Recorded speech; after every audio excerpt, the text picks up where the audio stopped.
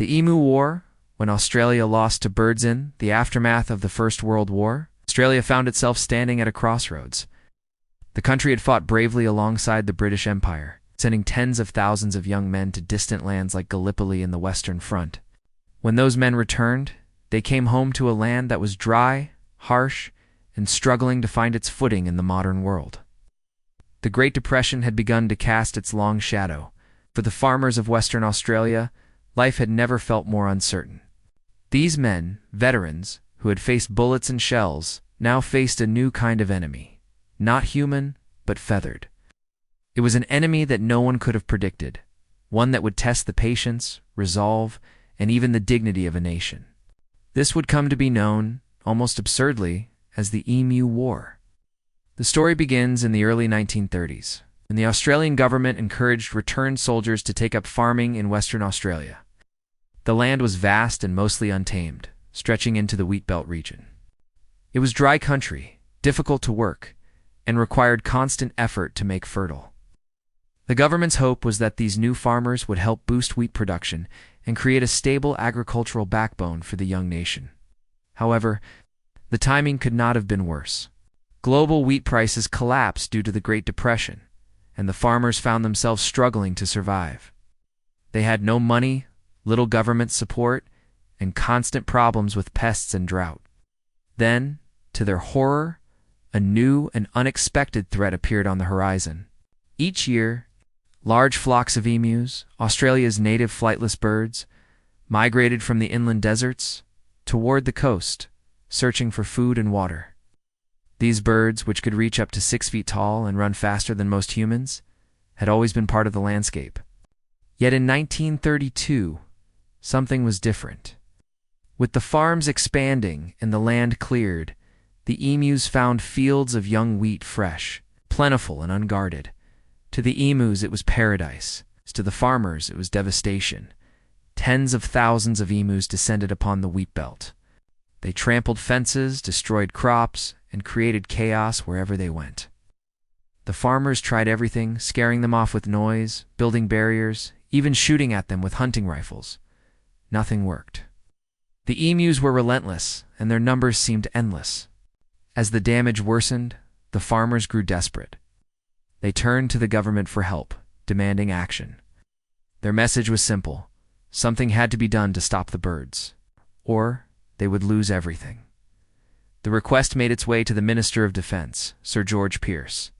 It was a strange problem, one that sounded almost comical, yet to the farmers it was deadly serious. Pearce himself, a veteran of political and military service, decided to respond. His solution would become one of the most bizarre military operations in history. In November 1932, the Australian government approved a plan to send soldiers armed with Lewis machine guns and 10,000 rounds of ammunition to assist the farmers. The operation would be led by Major G.P.W. Meredith of the Royal Australian Artillery. He was a capable and disciplined officer. But nothing in his career had prepared him for what was to come. The plan seemed straightforward on paper. The soldiers would use their military training to eliminate the emus quickly and efficiently. It was expected to take only a few days. However, no one had considered one crucial fact. The enemy they were about to face was not human. When the soldiers arrived in Western Australia, they were greeted with enthusiasm by the farmers. Cameras from the press followed, eager to record what was sure to be a quick and victorious campaign. What followed, however, was nothing short of farce. The first engagement took place near Campion, where around 50 emus were spotted. The soldiers set up their guns and waited for the birds to approach. When the order was given, the machine gun roared, and the emus scattered. Within seconds, they vanished into the scrub, leaving only a few casualties behind. The soldiers had underestimated their speed and agility. In the following days, the operation descended into frustration. The emus seemed to appear in small, unpredictable groups. They moved fast and covered vast distances. Whenever the soldiers tried to ambush them, the birds simply split into smaller flocks and fled in every direction. Major Meredith quickly realized that the emus were far smarter and more adaptable than anyone had imagined. He later remarked that the birds can face machine guns with the invulnerability of tanks. It was a comment that would become infamous. The second major attempt took place near a dam, where hundreds of emus had gathered to drink. The soldiers prepared carefully, waiting for the perfect moment. As the birds came closer, the gun jammed. By the time it was fixed, the emus had scattered again. Only a dozen were killed. By mid-November, it was clear the operation was failing. The press, which had once celebrated the idea, now mocked it mercilessly. Headlines described the soldiers as being defeated by birds. Cartoons portrayed the emus as cunning generals outsmarting the army. Public embarrassment grew, and the government began to reconsider. After less than a month, the military operation was called off. Officially, around 1,000 emus had been killed. Unofficially, the number was likely far lower. The birds had won, yet the problem didn't go away. The farmers continued to suffer from crop destruction, and the emus kept returning each year. Eventually, the government offered a bounty system, paying civilians for each bird killed. This approach proved far more effective, though it lacked the dramatic flair of the so-called war in the decades that followed. The Emu War became part of Australia's folklore. It was retold with humor, often exaggerated, and became a symbol of the absurd challenges faced in taming the harsh Australian landscape. Yet beneath the jokes lies a deeper truth, a reminder of how humans, despite all their technology and planning, can still be humbled by nature. The Emu War is remembered not because of its scale, but because of its irony. It revealed the limits of power, the unpredictability of the natural world, and the struggle of a young nation trying to assert control over a land that refused to be conquered. For the veterans who fought in that strange campaign, it was a humbling experience. They had faced the might of empires and the horrors of global war, only to find themselves outwitted by a flightless bird. Major Meredith, reflecting years later, said that while the war had been unusual, it had at least provided one lesson: that nature, when pushed, will always find a way to fight back. Today, in the dry plains of Western Australia, the emus still roam freely. The descendants of those that once defied machine guns continue to stride across the land, unbothered and unbroken. The land itself bears no scars of the war, only the memory of an event that blurred the line between comedy and tragedy. In the end, the so-called war was not about birds or bullets. It was about humanity's attempt to impose order on a world that often resists it. It was about pride, survival, and the absurdity of conflict when faced with the vastness of nature. The Emu War remains one of history's most extraordinary episodes, a reminder that sometimes even the most powerful armies can be defeated by the simplest of creatures. The war had ended, but the humiliation lingered. For the soldiers who had taken part, the memories of chasing emus across the scorching plains remained both bitter and bizarre. These were men who had faced the German army, fought through the trenches, and endured the chaos of modern warfare. Yet in the Australian outback, their discipline and technology had been rendered useless by an opponent that didn't even understand it was fighting. In the following months, Australia faced ridicule not only at home but abroad. British newspapers, always eager to comment on colonial matters, ran headlines mocking the Battle of the Birds. Editorials poked fun at the empire's military might, suggesting that perhaps London should send reinforcements or surrender Western Australia to the emus altogether for the Australian government. This was not merely a public relations disaster. It exposed a deeper problem: the fragility of settlement in the interior and the interior, the difficulty of maintaining human control over the continent's unforgiving land. The Emu War, for all its absurdity, revealed a truth that Australians had long suspected but rarely admitted. The continent did not yield easily.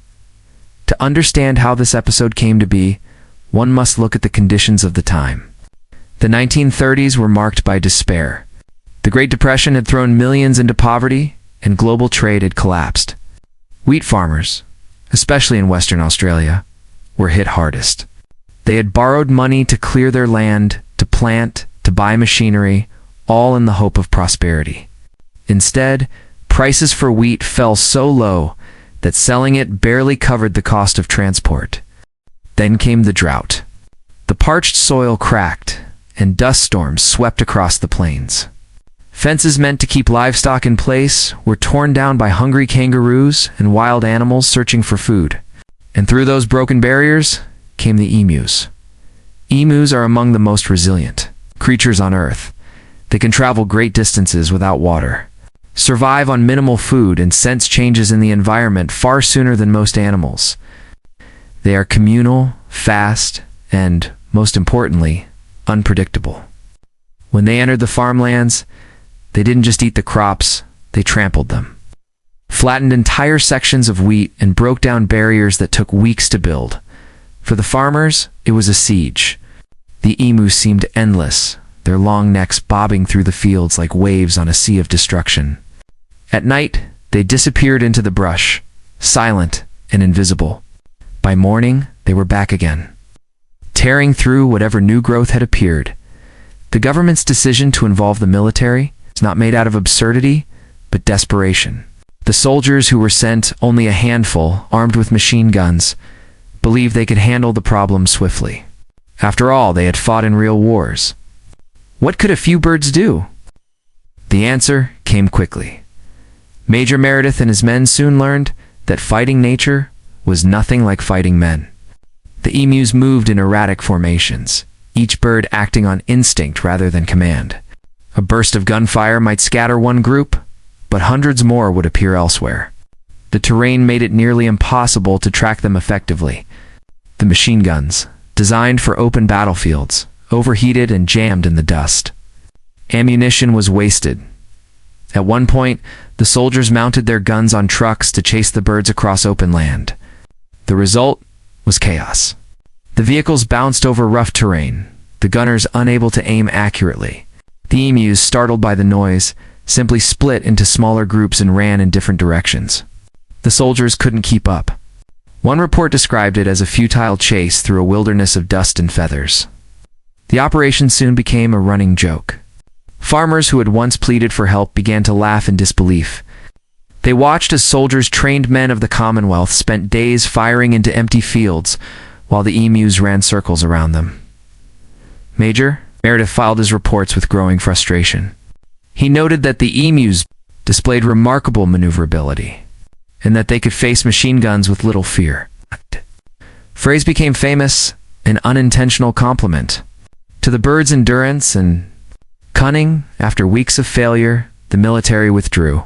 Official records stated that around 986 birds were killed. Yet considering there were believed to be over 20,000 emus in the region, the operation had achieved almost nothing. The press called it Australia's most unsuccessful war. Behind the laughter, though, was a more serious reality. The farmers continued to suffer, their livelihoods at risk. Wheat production remained unstable. The emus had not been defeated. They had merely adjusted in the years that followed. The government tried new strategies. Fencing became more widespread, though costly. Eventually, the bounty system was reintroduced, allowing civilians to shoot emus and claim a small reward for each one killed. Unlike the military operation, this decentralized approach worked better, reducing the emu population in agricultural areas without national embarrassment. Still, the story refused to die. Every few years, journalists rediscovered it, telling it again with new layers of irony. The Great Emu War became a symbol of human arrogance, of nature's unpredictability, and of the strange relationship between Australians and their land. For historians, it offers a glimpse into the mindset of a nation still defining itself. Australia in the early 20th century was young, proud, and eager to prove it could master its environment. The settlers who had carved farms from scrubland believed that progress was inevitable, that human ingenuity could overcome any obstacle. The Emu War shattered that illusion. In its own strange way, it reflected the broader struggle of Australia's identity.